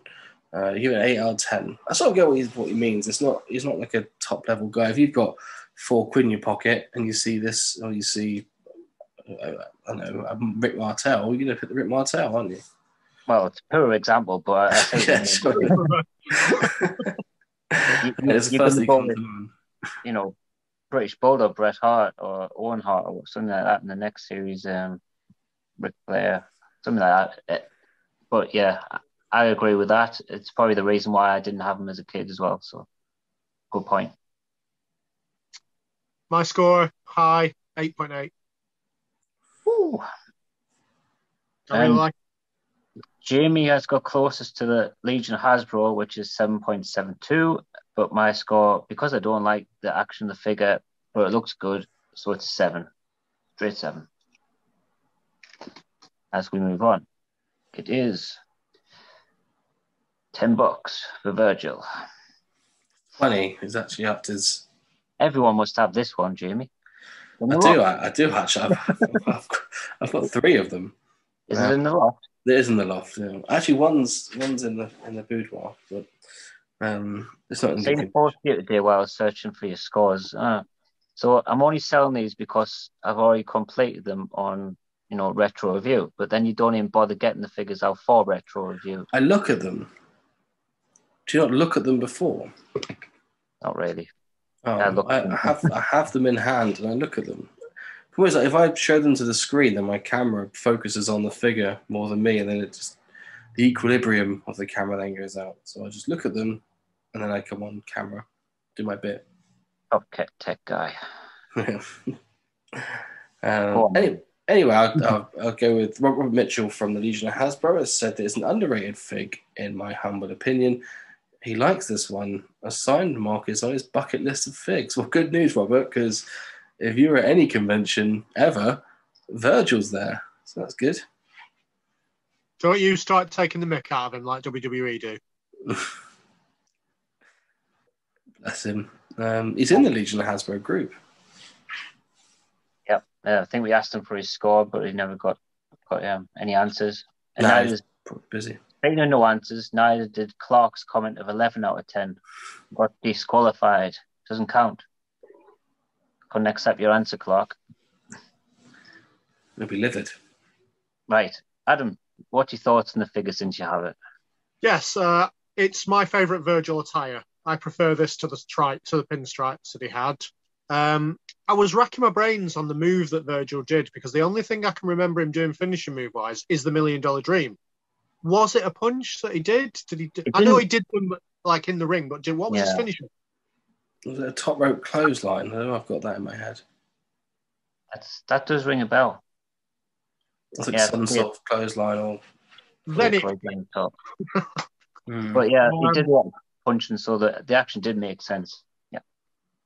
I don't really like the face. I don't see Virgil when I see the face. The colour I think is really good. It's like caramel type of skin tone, which he had. They've gone to a bit more extra detail with the hang downs from the back. It's got his name on. That's always a positive to find out who people are. It's generally a good figure. I like it. I just completely agree. The body's spot on, action's good, but there's something letting it down about the face. So, not perfect. Yeah, I agree. This figure always fills me with nostalgia for some reason. Maybe keeping a certain Hasbro figures that fill me with that nostalgia, and he's one of them. For some reason, this is one of the ones that was always quite high up in my little games I used to play. So quite a fan of Virgil figure. The first person I ever saw live. There you go. Virgil versus Repo Man. Oh. And I've ordered, for my display up there, I've ordered a Repo Man from TSM Customs. And I'll be getting a Virgil afterwards to go with it to get the matchups in there. Cool. You don't want the suited Virgil. No. Going off on a tangent here, so I'm going to completely hijack this before we even give scores. Since you said Virgil was the first person you ever seen, I guess he came out first in the event, right? I think so. Yes. Right. So that's what's yours, Jamie. Mine's Randy Orton. He came out because he was meant to face Daniel Bryan, but this was literally a day before Daniel Bryan relinquished the title or was injured. So he couldn't face Orton, so Orton came out, cut a promo, set a match up with Roman Reigns later on in the event. So I always remember that thinking he looked much bigger than I thought he Mine was Norman Smiley. It was in a WCW show in 2000 in Wembley. Went to watch it, and Norman Smiley was the first match on the card. I'm pretty sure it's for the hardcore title. I think. Do the big wiggle. It did do the wiggle. I think Booker T was the main event. I want to say against Jeff Jarrett. I can't remember. But Probably.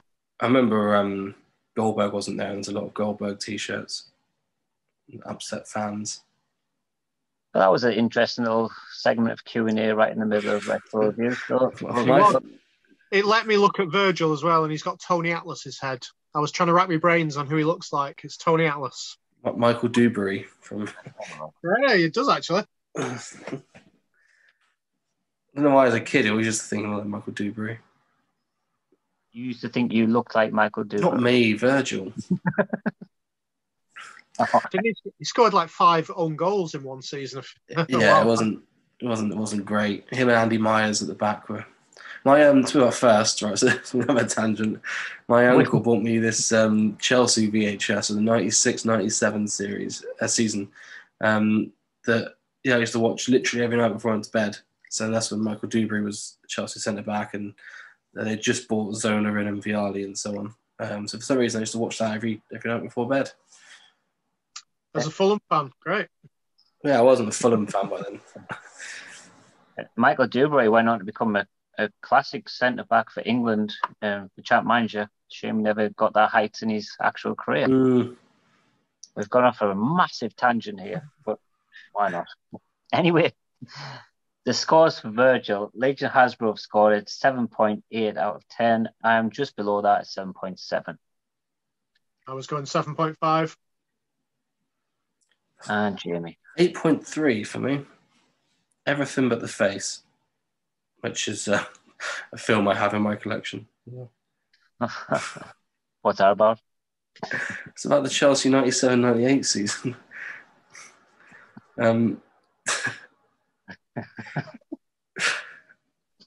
Everything but Michael Dewberry's face.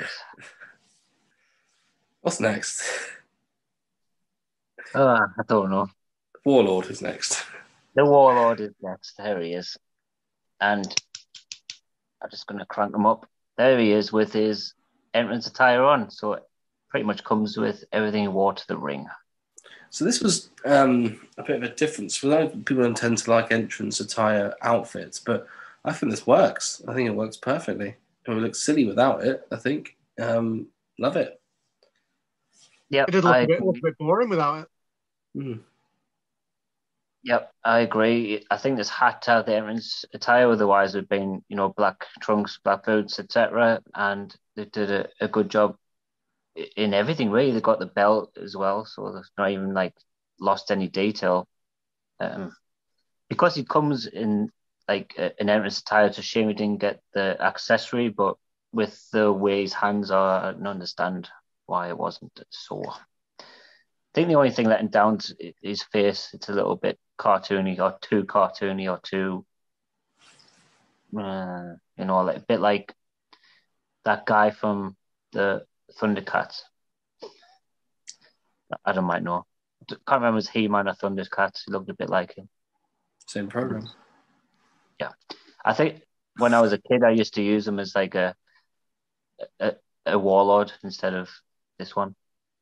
I'm going off on a massive tangent again. I don't know, ramblings of a madman. I think body-wise looks great. I think for Warlord. Also, I think the Mattel recently completely nailed it, but for back then, it looks great. Trunks-wise is good, and you can have that lovely feud with the Bulldog, that everyone was excited to see throughout 92, 91. I think I judge this one on if, let's say, a Chella type of company remade that, apart from the accessory like John O's covered, I don't think they could do better, which is a massive plus. I think you can talk about your Hogans and your Warriors being iconic figures. For me, this one is probably one of the most iconic ones out of the whole Hasbro collection, because for me at that time, we've spoke about it before, Warlord was the main kind of boss in the computer game that I was on. So for me, I thought he was huge. Before I started watching it week in, week out, I thought Warlord was the man. I thought he was the biggest one. And then when I started watching it, it was kind of you got towards him and the Bulldog massive feud. So again, I thought Warlord was it. Warlord was one of the biggies. So it's an iconic figure for me. Really good figure. Yeah, he could have been. But he just unfortunately wasn't. It could have been a good challenger for a title back in there against Ultimate Warrior or something if his title reign lasted a bit longer. But I see what you're saying, but he wasn't iconic, unfortunately. The figure is. Not saying him, the figure is. No, because he was for Adam, it is. For me, yeah, in a personal way. There you go then. I'll let you have that one. Legion Hasbro scored at 7.84 overall, so this is the highest, just by a little bit. JJ he's given it an 8, and he says if only he came with a W-shaped scepter, not Skepta, not the rapper. That's not me. Yeah, so I think I sort of see what he's saying with the W-shaped thing. But I think if you add anything to this figure, they would have to take something away, and I don't want them to do that. So I think I'm happy with it as it is. You would have had to like redo the hand, so and then that would have lost the action. So I see why they didn't, and I'm pleased they didn't. Scores Jamie, please. I'm going to side on with Adam with this. I think it's a very up there figure, 8.5 for me. Okay, and Adam? Yeah, I was going 8.6. Pretty well. And it's the highest of the day for me, but not as high as you guys. It's strong, solid 8 out of 10. Hey, you always have a go at Jamie for going exact on. You've done a few of them. Do you know why? Because I haven't done them much before. Because Jamie Wills forgot to do something on Legion Hasbro, I'm going to spring something on you. We are going to, off the cuff, rate and review this, and this is the mail away Hulk Hogan. What do I forget to do? Not taking it out of the bag for you, but you've seen it before. Lay Not into happening. it. It's not happening. You've got 2 of them. No, still not happening. I find this one really difficult because I've never had one. I've never seen one up close, and I don't know where to go with this. I'm going to struggle. Right. So you know the action. It's the same as the Hogan Series 3. The skin tone is really pale compared to any other Hogan, and obviously he's wearing red with the white boots. A nice Hulkamania sort of logo is on the front, not much on the back or on the sides, I guess. There's some detail in the bandana, as usually is. I mean, it looks good. I think it's just that the skin tone is not right at all. Is his arm rubbery like the Hogan 3? Yes, I believe it is. I do have another one. One way of finding out. Open it up now. Just for the pod, I'm going to open this up. The other one I've got, it's got a small little gap in it where you can. Yeah, don't open it, obviously. But I'm getting my finger in. Oh, But God. I'll what it's like, This is weird. I'm fingering a bit of Hogan. Yeah, I think it's exactly the sort of same, feel as your normal Hasbro Hogan. Can you give me a bit of background here? Because I literally know nothing about this figure except that it was a mail away. What was the point? What was it to do? Was it with a catalogue? Was it? Yeah, so it was a catalogue. So they had obviously the 3, and you just pick which one you want. I think they were $4.99 each. You send away, and then they send it back. So it's WWF magazine, I'm pretty sure. So also the Bret Hart, which had the purple heart on it. Undertaker, which had different colour hair. I think it was more ginger. And then this Hogan. So because the Hogan was more different to the Bret Hart and the Taker that we had, there's a lot more Hogans in circulation. That's why Bret Hart and Takers. So why are the Hogans always in bags then, and the other 2 you never see in bags? They come in bags as well. So really? Yeah. The only difference is like once you've unbagged the Purple Heart, Bret Hart, or the Undertaker, they're not really worth anything because they're the same as the Series 8 Undertaker and the Series 4 variant. 4 variant of Bret. I can honestly say I've never seen anybody selling a bagged Bret or Taker. You wouldn't do. It's because they're worth like $5,000 or something now apparently. Loads, yeah. The Taker, I think the latest one went for about 8. Which is crazy. But I think Taker, the only difference with the Taker is I'm pretty sure it's like a bright orange hair compared to the Series 8, which is like a black hair and then a brown for Series. I think you can tell the difference with the Undertaker, but I don't think it's the hair. I think it's maybe something to do with the eye makeup is a little bit different to the Series 8. So there is a way to tell. There's definitely a Taker that looks like he's got eyeliner on compared to the other. I think it's just some sort of difference or variation, but like a small, very subtle difference that you can tell. But with the Bretts, you can't at all. It's exactly the same as the purple. But you very rarely find one nowadays. Anyway, since I've got it in hand, I'm going to put my score first. And I think if it wasn't for the skin tone, it'd be in the 8s, possibly 9s. But the skin tone's just too light that it throws it off completely. So I'm going to go for 6.9. I'll do a bit higher because I like the mould of the figure. The skin tone's off, and I prefer the Series 3, but I'm only for a 7.1. I've got to rate it against the other Hogan, really. The skin's off. I don't like the attire, if I'm completely honest. I don't see Hogan when I think of that attire. So 6.4. Not WrestleMania 9 fan. I actually do like WrestleMania 9, but I wasn't a Hogan fan in that one. I don't think many people were. Right, so don't fear, Legion of Hasbro. We will get this one up so you can make your vote count as well at some point. The first ever one done the other way around? It is. Why not? Mix it up a bit. What are we looking at next week? What's in Series 6? Series 6, we have Berserker, El Matador, Papa Shango, Repo Man, Ric Flair, and Tatanka. Oh, let's get into the good bit of the series where you're getting all the obscure guys in there. Past the rubbish ones, yeah. Well, no, like the other ones, we had quite a lot of Hogans in there, quite a lot of Warriors, quite a lot of Machos, whereas now we're getting to the obscure guys like the Berserker and Tatanka and stuff like that. When do we get to the 1 of 1 prototype Greg Valentine? Oh, sorry, 1 of 2. Oh, sorry, 1 of 3. 1 of 4. Once we get to 1 of 10, we might do that one. Look, probably won't. And the only, so I know there's one that's gone up recently, isn't there? I'm actually in the Facebook group, the one that's gone up on there. They have no idea I've got no money, but I thought I'd join it anyway. And I think it's still at 23K for the Greg. These people are insane. Absolutely nuts.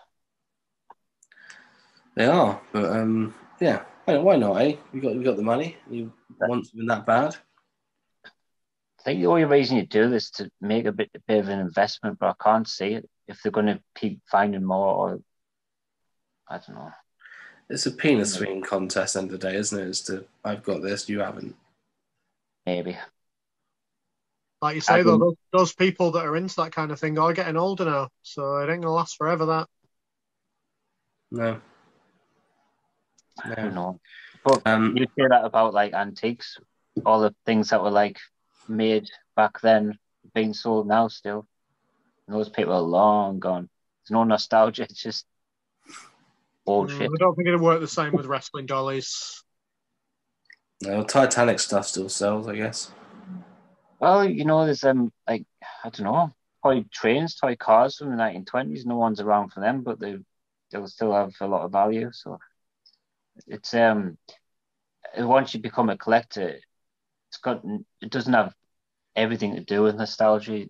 It's going to go back to history and that sort of thing as well. So I don't agree with what you're saying there. I don't think it's going to go away or get any less value. It's going to keep getting more value. What about the stuff before Hasbro then? Do people care that much? Like what? LGN. I mean, LGN is a different story, really, because they weren't really readily available in England where we are. But I'm just trying to wrap my brains on things before that. People don't go mad for it like they do with Hasbro. Yeah, I think it's because it's got a market, isn't it? I think it can be old, but if it hasn't got a market, then Hasbro is always going to have a market because of what we grew up on. Yeah, but that's what we grew up on. That's going to go soon. Not soon, hopefully. But you know what I mean. Yeah, I guess what you mean. But then I guess like our generation could then pass it on to the younger generation, and then their generation pass it on to them. Whereas there's no starting point with the LGN Bendies, for example. There's no starting point to grasp that nostalgia to then pass it on, to pass it on, to pass it on. Yeah, I guess. I guess companies like Chella bringing that kind of style back as well will help. Plus, you know, one day they're going to be seen not as collectors but as antiques. So, you know, yeah, they'll work the same as. There'll be a new market then. They'll work the same as currency, and they'll look stock, wouldn't it? In a way. We've went so sideways a lot of in this segment so much. Michael Dewberry. Right, so that's it for the retro review for this week. Join us next week. We'll look at Series 6. And we have a different subject to talk about as well. So, Johnny, thanks for your time this week.